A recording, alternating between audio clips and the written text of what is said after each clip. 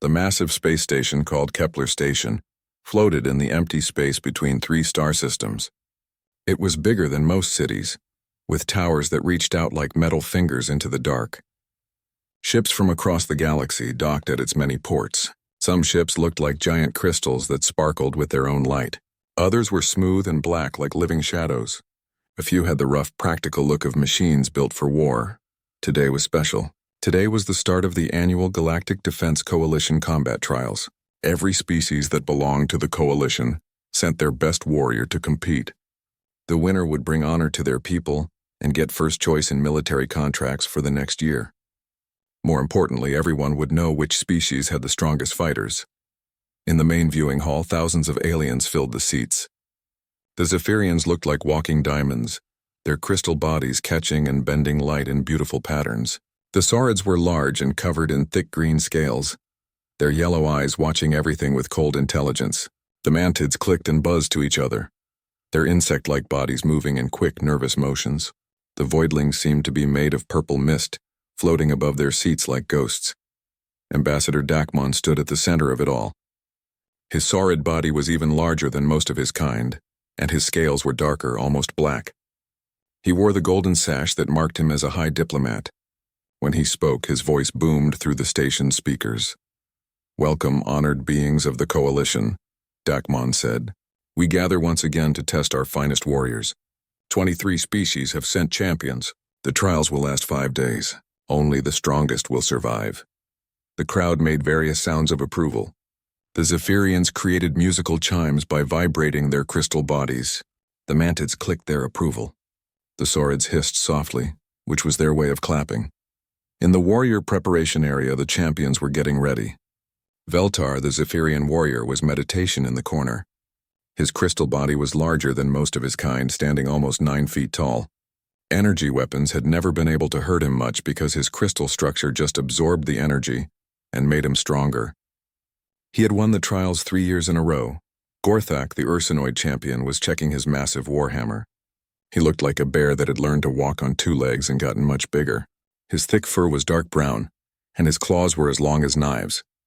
His people were known for their incredible strength and tough skin that could stop most bullets. Near the entrance, a figure that looked much smaller than the others was checking his equipment.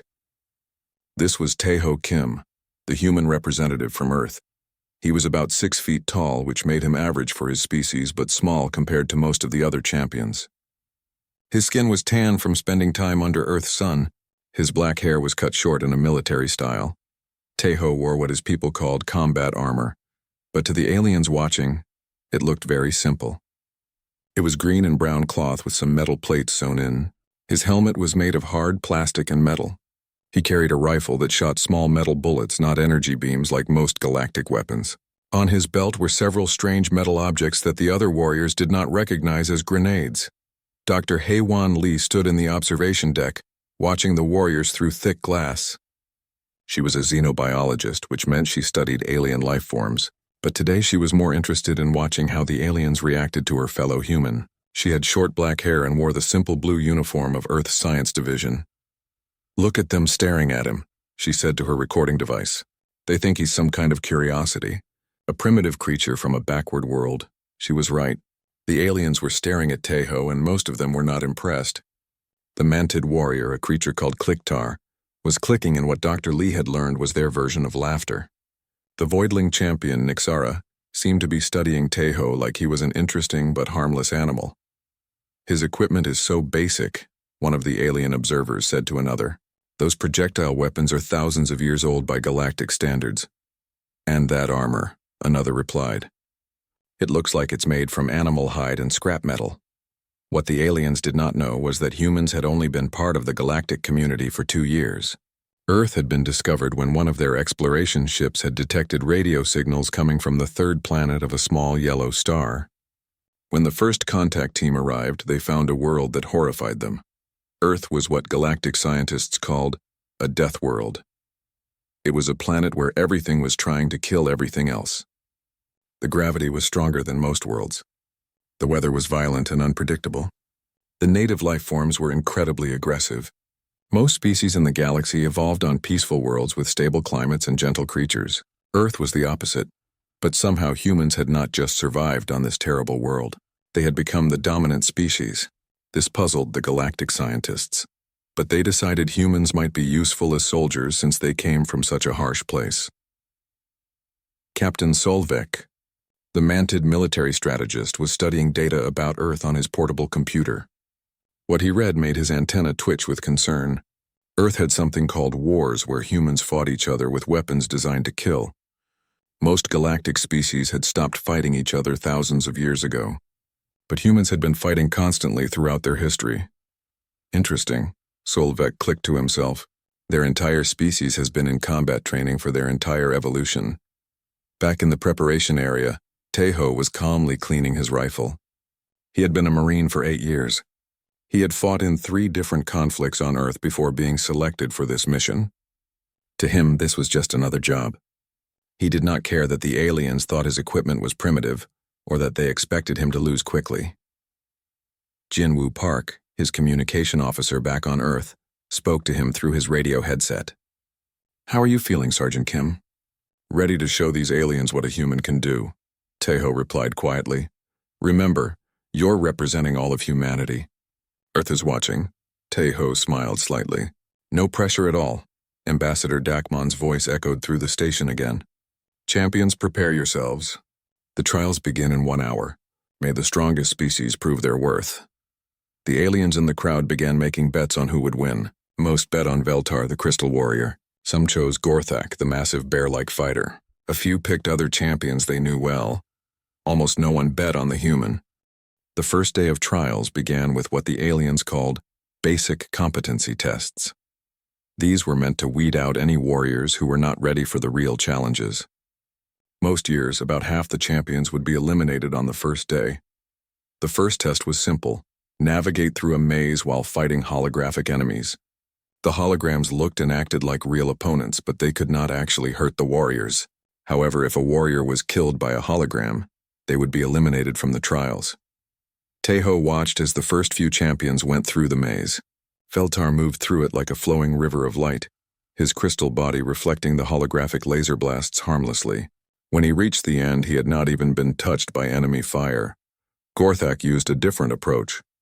He simply smashed through the maze walls with his hammer, ignoring the intended path completely. The holograms could not hurt his thick hide, so he walked straight to the finish line while enemy shots bounced off his fur.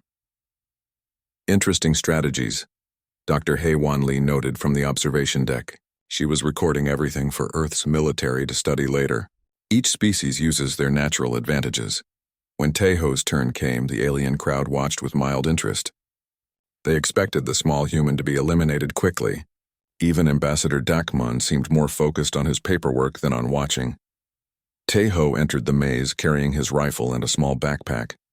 Unlike the other warriors, he moved carefully, checking each corner before advancing. This was how humans had learned to fight on Earth, where everything was dangerous and mistakes meant death. The first holographic enemy appeared around a corner. It was designed to look like a mantid soldier, complete with energy weapons. Most warriors would charge forward or use their natural abilities to defeat it. Tejo did something different. He pulled a metal object from his belt, removed a pin, and threw it around the corner. 3 seconds later, there was a loud explosion. When Tejo looked around the corner, the holographic enemy was gone. "What was that?" asked Nixara, the Voidling champion who was waiting her turn. Captain Solvek consulted his database. "It appears to be a primitive explosive device. Humans call them grenades. But why would he use an explosive when he could just shoot it?" Solvek's antenna twitched. "Perhaps because the explosion can kill multiple enemies at once, even ones he cannot see." This was exactly what happened next. Tejo encountered a group of 5 holographic enemies in a large room. Instead of engaging them in a firefight, he threw 2 grenades and took cover. The explosions eliminated all 5 enemies instantly. The alien observers began paying more attention. This human was not fighting like the other champions. He was not relying on superior strength or natural abilities. Instead, he was using tools and tactics in ways they had never seen. "He fights like he is afraid," observed Kliktar, the mantid warrior. "No," corrected Captain Solvek, who was studying Tejo's movements carefully. "He fights like everything is trying to kill him. This is not fear. This is experience, Dr. Haewon Lee smiled as she watched from the observation deck. The aliens were starting to understand that humans had a very different approach to combat. On Earth, survival meant being careful, using every advantage, and never taking unnecessary risks. Taeho continued through the maze, using a combination of careful movement, tactical thinking, and his primitive but effective weapons. When he encountered enemies at long range, he used his rifle with deadly accuracy. When they were grouped together, he used grenades. When he needed to move quickly past dangerous areas, he used smoke grenades to hide his movement. By the time he reached the end of the maze, he had eliminated more holographic enemies than any other champion, and he had done it faster than everyone except Veltar and Gorthak. The alien crowd was no longer dismissive. They were confused and a little concerned. How did a primitive species develop such advanced tactics? Asked Ambassador Dakmon. Dr. Haewon Lee could have answered that question, but she was not allowed to interfere with the trials. Humans had developed advanced tactics because they had been fighting each other for thousands of years. Every weapon, every strategy, every technique had been tested in real combat against other humans who were just as smart and just as determined to survive. The second test was physical endurance. Warriors had to carry heavy weights across difficult terrain while navigating obstacles. This test was designed to measure stamina and determination. Veltar struggled with this test because his crystal body, while strong, was not built for carrying heavy loads over long distances. Several other champions also had difficulty because their species had evolved for short bursts of intense activity rather than prolonged effort. Taeho approached the test differently than the others. While they tried to move quickly and finish as fast as possible, he settled into a steady pace that he could maintain for hours. He had learned this technique during his military training on Earth, where Marines were expected to march for days carrying full equipment. He is moving too slowly, observed Gorthak, who had finished the test quickly using his massive strength. But as the hours passed, several champions began to tire and slow down. Some even collapsed from exhaustion. Taeho maintained his steady pace, never speeding up or slowing down. His breathing remained controlled. His steps remained even. Fascinating, murmured Elder Mordun, an ancient alien who had been observing galactic affairs for centuries. This human's endurance is remarkable. Jinwoo Park's voice crackled through Taeho's radio. How are you holding up, Sergeant? This is easier than basic training, Taeho replied quietly. At least nobody is shooting at me. Dr. Haewon Lee made another note in her records. What the aliens saw as an impressive display of endurance was just normal for a human soldier. Earth's gravity and hostile environment had forced humans to develop exceptional stamina just to survive daily life. The third test was problem-solving under pressure. Warriors were given complex puzzles to solve while being bombarded with distracting noises, flashing lights, and fake emergencies. This test measured mental flexibility and the ability to think clearly during stress. Many of the alien champions struggled with this test. Their species had evolved in peaceful environments where they rarely faced multiple stressful situations at the same time. They were used to having time to think and plan. Taeho approached this test like he approached everything else, methodically and carefully. But what impressed the observers was how little the distractions seemed to affect him. The loud noises, flashing lights, and fake emergencies barely made him blink. Why is he not responding to the stress inducers? Asked Dr. Quintel, a scientist studying the trials. Captain Solvek was beginning to understand. Because for his species, this level of stress is normal. Look at his vital signs. His heart rate is barely elevated. This was true. Taeho's military training had prepared him for much worse conditions than anything the trials could simulate. He had operated under enemy fire, in extreme weather, with wounded comrades screaming around him. A few flashing lights and loud noises were nothing compared to real combat. At the end of the first day, 15 champions remained.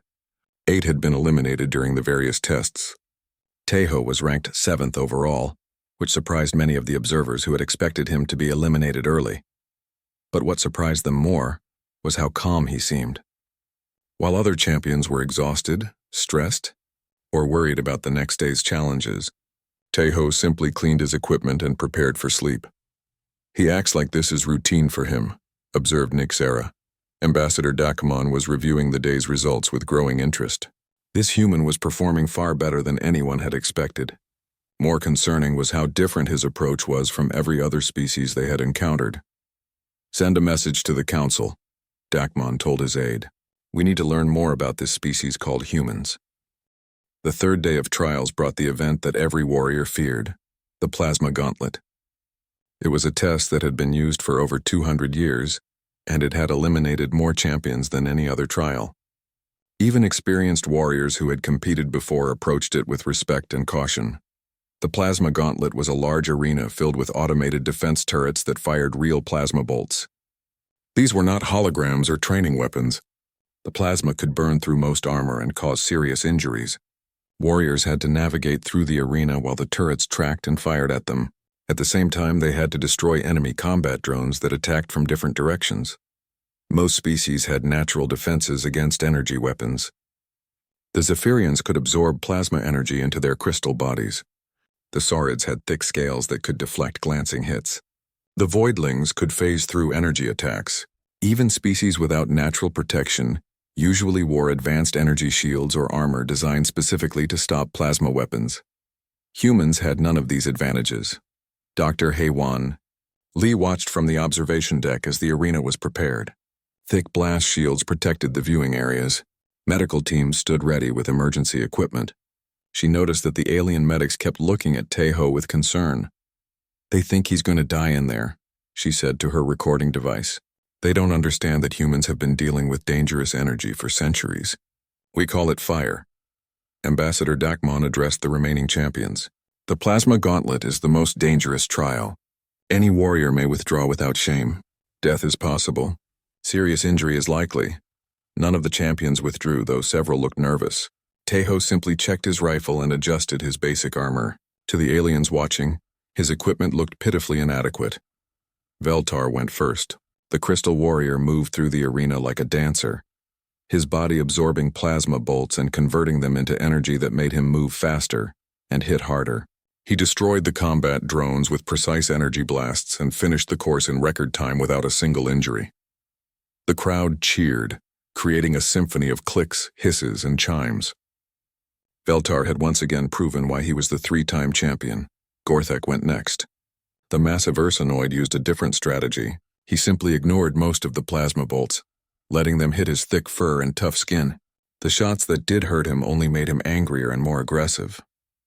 He smashed through the arena like a furious storm, destroying everything in his path. When Gorthak finished, he had several burn marks on his fur, but he was still strong and ready to fight. The alien medics treated his injuries with advanced healing devices that made the burns disappear in minutes. Then came Taeho's turn. The human walked into the arena carrying his primitive rifle, his basic armor, and a small medical kit on his belt. The alien crowd went quiet. Many expected to witness the death of Earth's representative. The first plasma turret activated and fired a bright blue bolt directly at Taeho's chest. The human dove to the side, but he was not fast enough. The plasma bolt struck him in the left shoulder. The aliens expected him to scream, collapse, or retreat. Plasma burns were incredibly painful and could disable most warriors instantly. Instead, Taeho looked down at his shoulder, where his armor was now smoking and melted. Underneath, his skin was burned and bleeding. He reached into his medical kit, pulled out a small bandage, and pressed it against the wound. "Status report," came Jinwoo Park's voice through his radio. "Minor plasma burn to the shoulder," Taeho replied calmly. "Continuing mission." The alien crowd went completely silent. Even the translator devices stopped working for a moment as various species tried to process what they had just witnessed. "Did he just call a plasma burn minor?" whispered Dr. Quintel. Captain Solvek's antennae were vibrating with shock. The medical scanners show significant tissue damage. That injury should have incapacitated him. But Taeho was already moving again. He had spotted the turret that shot him and was taking aim with his rifle. 3 quick shots destroyed the turret's targeting system. While it was disabled, he moved to better cover behind a concrete barrier. 2 combat drones attacked from above. Taeho threw a grenade that exploded in the air between them, destroying both drones with a single blast. But while he was focused on the drones, another plasma turret hit him in the leg. Again, the aliens expected him to fall. Again, Taeho simply looked at the burn, applied another bandage, and kept fighting. "This is impossible," breathed Nixara. Plasma burns cause shock, organ failure, and system shutdown. How is he still moving? Elder Morden was studying the human with intense interest. In his long life, he had seen many species and many warriors, but he had never seen anything like this. Tejo continued through the arena, using tactics that no other species had ever employed in the plasma gauntlet. Instead of relying on natural defenses or advanced technology, he used cover, movement, and careful planning. When he got hit by plasma bolts, which happened several more times, he treated each injury as a minor inconvenience. By the time he reached the halfway point, Tejo had been hit by plasma fire 6 times. His armor was melted and smoking in multiple places. His left arm was wrapped in bandages. There was a burn on his face that had singed off his eyebrows, but he kept fighting. He should be dead, one of the alien medics said to another. Those injuries would kill most species. Look at his vital signs, the other medic replied, checking the remote scanners. His heart rate is elevated, but he's not in shock. His brain activity is normal. How is this possible? Dr. Haewon Lee could have explained it to them. Humans had evolved on a world where injury was common, and medical help was often unavailable. They had developed an incredible ability to ignore pain and continue functioning even when hurt. What the aliens saw as impossible endurance was just normal human biology. Tejo reached the final section of the arena, where the most dangerous turrets were located. These fired rapid bursts of plasma that could cut a warrior in half. Most champions tried to rush through this section as quickly as possible. Tejo did the opposite. He moved slowly and carefully, using every piece of cover. When he had to cross open ground, he used smoke grenades to hide his movement. When turrets fired at him, he was rarely where they expected him to be. But even with his careful tactics, more plasma bolts found their target. By the end of the course, Tejo had been hit 9 times. His armor was ruined. His face and arms were covered in bandages. He was moving with a slight limp from a burn on his leg. When he crossed the finish line, the arena fell completely silent. Tejo stood there for a moment, checking his rifle to make sure it was still functional. Then he looked up at the observation deck and gave a small nod to Dr. Haewon Lee. The silence stretched on until Ambassador Dakmon's voice echoed through the arena. Human warrior Tejo Kim has completed the plasma gauntlet. The crowd exploded into noise, but it was not the usual cheering. It was the sound of confusion, shock, and something that might have been fear. In the observation deck, Elder Morden turned to Ambassador Dakmon.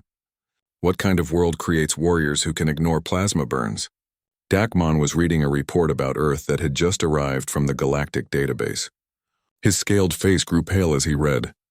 A world where everything is trying to kill them, he said quietly. A world they call home. The alien medical team surrounded Tejo as soon as he left the arena. Their scanners beeped and flashed as they examined his injuries. Dr. Zilkan, the chief medical officer for the trials, was a tall, thin creature with 4 arms and silver skin. She had treated warriors from dozens of species, but she had never seen anything like this. These burns are severe, she said, her voice translator making her sound worried. You need immediate treatment in our medical facility. Advanced healing chambers can repair this damage in a few hours. Tejo looked down at his injuries. The plasma burns were painful, but he had experienced worse during training exercises on Earth. I appreciate the offer, Doctor, but I'll treat these myself. Dr. Zilkin's large eyes grew wider. Yourself? With what equipment? Your medical supplies are extremely primitive. Tejo opened his medical kit and showed her the contents. There were bandages, antiseptic, pain medication, and some basic tools. To Galactic medicine, it looked like something from the Stone Age. This is all I need, Tejo said calmly. He began cleaning the wounds with antiseptic, which made them sting even more. The alien medics watched in fascination as he showed no reaction to the additional pain. Dr. Haewon Lee joined the group. As Earth's only representative with medical knowledge, she had been asked to help explain human biology to the confused alien doctors. How is he still conscious? Dr. Zilkin asked her.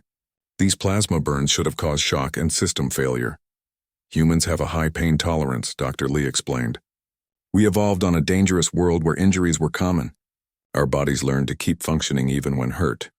But the tissue damage is extensive, another alien medic protested. Look at these readings. The burns have destroyed nerve endings, muscle fibers, and blood vessels. He'll heal, Dr. Lee said simply.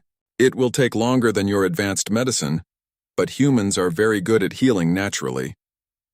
What she did not tell them was that these injuries would have been considered moderate by Earth military standards. She had seen human soldiers continue fighting with much worse wounds, but she decided that information might be too disturbing for the aliens to handle.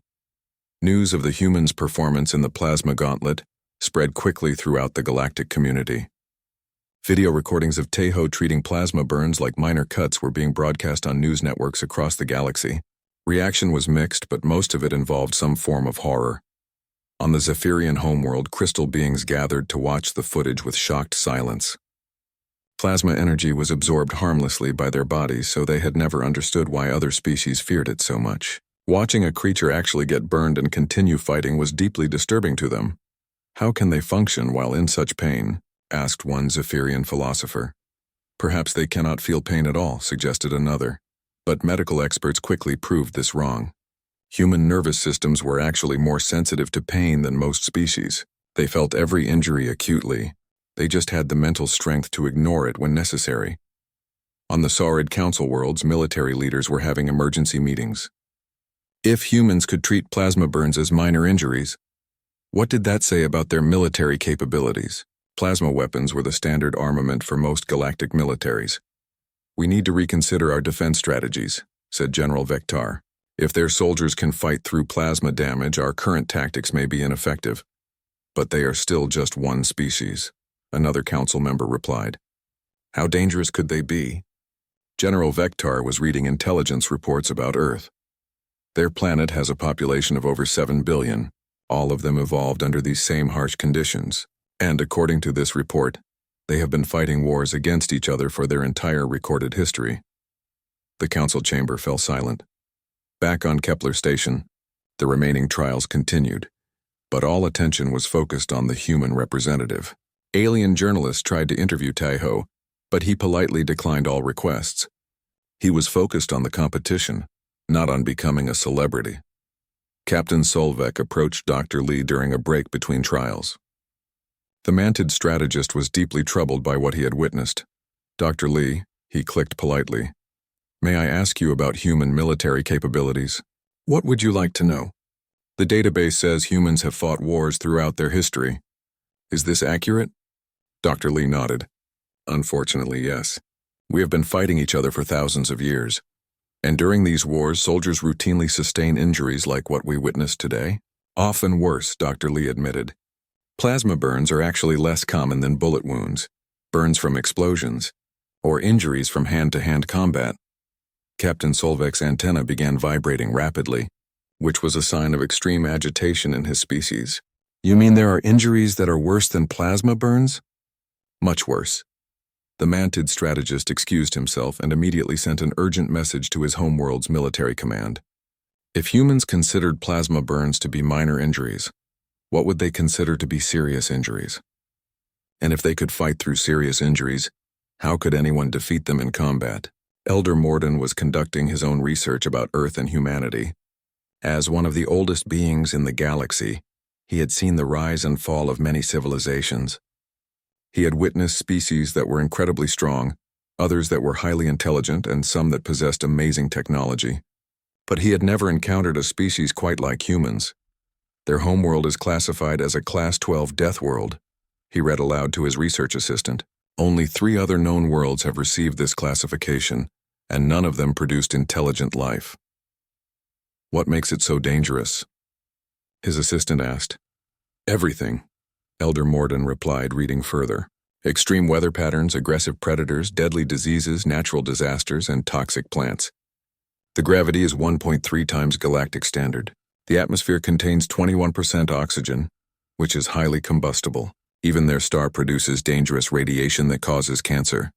How did they survive long enough to evolve intelligence? Elder Morden was beginning to understand.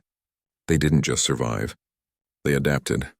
Every challenge their world presented made them stronger, more resilient, and more determined. What we see as incredible toughness is just normal for them. The 4th day of trials brought combat against live opponents. Champions were paired off to fight each other in controlled matches. The rules were simple. Fight until one warrior surrendered or was unable to continue. Lethal force was prohibited, but serious injuries were expected. Taeho's first opponent was Kliktar, the mantid warrior. Mantids were fast and agile with natural armor and sharp claws. Kliktar had been confident before the match, but after witnessing the human's performance in the plasma gauntlet, he was nervous. The fight began with Kliktar using his speed advantage, darting around Taeho and striking with his claws. Several hits connected, leaving cuts on the human's arms and legs. Taeho seemed to barely notice the wounds. What disturbed Kliktar was how calmly the human fought. There was no rage, no fear, no desperation. Taeho moved with the methodical precision of someone who had done this many times before. When Kliktar's claws cut him, he simply adjusted his tactics to account for the injury. The fight ended when Taeho caught one of Kliktar's strikes and used the mantid's own momentum to throw him to the ground. Kliktar surrendered immediately, not because he was seriously hurt, but because he realized the human was holding back. He could sense that Taeho could have ended the fight much more violently if he had chosen to. Taeho's second opponent was more challenging. Nixara, the voidling, could phase through physical attacks and strike with energy that bypassed normal armor. It should have been an impossible fight for a human with primitive equipment, but Taeho had studied his opponents carefully. He knew that voidlings had to become solid to attack. He waited patiently, ignoring the energy strikes that hurt but did not disable him, until Nixara materialized to deliver a finishing blow. When she became solid, Taeho was ready. A single punch to her center mass sent her flying across the arena. Voidlings were not used to physical combat, and the impact stunned her enough that she could not phase again before Taeho pinned her to the ground. "I surrender," she gasped, more from shock than injury. The alien crowd was no longer just watching the trials. They were studying the human with a mixture of fascination and growing fear. This small, primitive-looking creature was defeating opponents that should have been far superior. But what terrified them most was how casual he was about it all. After each fight, while alien medics fussed over his opponents, Taeho simply cleaned his weapons and prepared for the next match. He treated combat like it was just another job to be done efficiently and professionally. Ambassador Dakamon received a priority message from the Galactic Council. It contained a single question. How dangerous are humans? Dakamon looked down at the arena, where Taeho was calmly bandaging a cut on his arm while waiting for his next opponent. "I honestly don't know," he replied, "but I'm beginning to think we don't want to find out." The final day of the trials had arrived. Only 4 champions remained: Veltar the Crystal Warrior, Gorthak the Massive Ursinoid, Nixara the Voidling, and Taeho the Human. The elimination matches would determine who would face whom in the final championship round. The entire galaxy was watching. News networks from every civilized world were broadcasting the trials. What had started as a routine military competition had become something much more significant. The humans' performance had forced every species to reconsider their understanding of warfare, biology, and survival. Admiral Kyungmin Song watched from Earth's military command center. She was a small woman with gray hair and sharp eyes, but her rank made her one of the most powerful people on Earth. She had been monitoring the trials closely, not just to see how Taeho performed, but to understand how other species would react to humanity's capabilities. "The diplomatic implications are enormous," she said to her staff. "Half the galaxy wants to form alliances with us. The other half wants to quarantine our entire solar system." On Kepler Station, the atmosphere was tense. The alien spectators no longer saw the trials as entertainment. They were witnessing something that would change galactic politics forever. The small primitive species from the death world called Earth was proving to be unlike anything they had ever encountered. The first elimination match was Veltar versus Gorthak. The Crystal Warrior's energy absorption abilities gave him a significant advantage over the Ursinoid's physical attacks. After a long and brutal fight, Veltar emerged victorious, though several of his crystal formations had been cracked by Gorthak's massive hammer. The second elimination match was Taeho versus Nixara. The Voidling had requested a rematch after their previous encounter, hoping to use her phasing abilities more effectively. But the result was the same. Taeho's patient, methodical fighting style proved superior to her hit-and-run tactics. She surrendered after he managed to land several solid hits during her brief periods of materialization. This set up the final championship match. Veltar versus Taeho. The Crystal Warrior was a 3-time champion who had never been seriously injured in combat. His body could absorb energy weapons and convert the power into enhanced strength and speed. He was over 9 feet tall and weighed nearly half a ton. He had centuries of combat experience and the respect of every warrior in the galaxy. Tejo was a human from a species that had only been discovered 2 years ago. He was smaller, weaker, and equipped with weapons that were considered obsolete by galactic standards. He had been injured multiple times during the trials and was still bandaged from his previous fights. The odds were heavily against him. Dr. He won. Lee found herself in the unusual position of being the most popular person on Kepler Station. Every alien scientist, diplomat, and journalist wanted to interview her about human biology and capabilities. She had been answering questions for hours. How much pain can humans tolerate? Asked Dr. Quintel.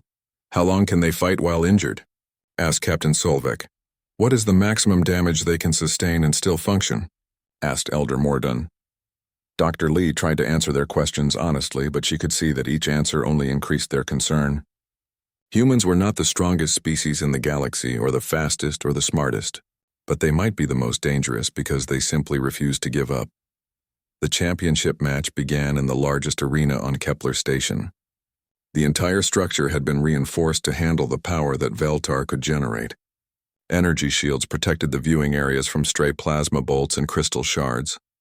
Veltar entered the arena like a walking prism, his crystal body refracting the lights into rainbow patterns.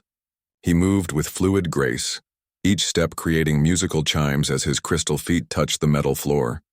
Tejo entered quietly, carrying his rifle and wearing his patched and melted armor. He looked small and insignificant compared to his opponent, but the alien crowd no longer underestimated him. Let this final match determine the strongest warrior in the galaxy, announced Ambassador Dakmon. His voice carried across the station and throughout known space. The fight began immediately. Veltar launched a barrage of energy blasts from his crystal formations. Each bolt was powerful enough to melt steel. Tejo rolled behind cover as the arena floor exploded around him. What followed was a battle unlike any the galaxy had ever seen. Veltar used his superior size, strength, and energy projection to dominate the battlefield. Tejo used mobility, tactics, and an absolutely ruthless efficiency to stay alive and strike back. The Crystal Warrior's energy blasts could not miss forever. One caught Tejo in the chest, burning through his armor and leaving a smoking crater in the metal behind him. The human stumbled, looked down at the wound, and kept fighting. Another blast hit him in the leg. Tejo went down, rolled behind cover, and emerged firing his rifle. The ballistic rounds could not penetrate Veltar's crystal skin, but they could crack it, and cracked crystal was weaker crystal. Why won't he fall? Veltar demanded, his voice like breaking glass. These injuries should have killed him.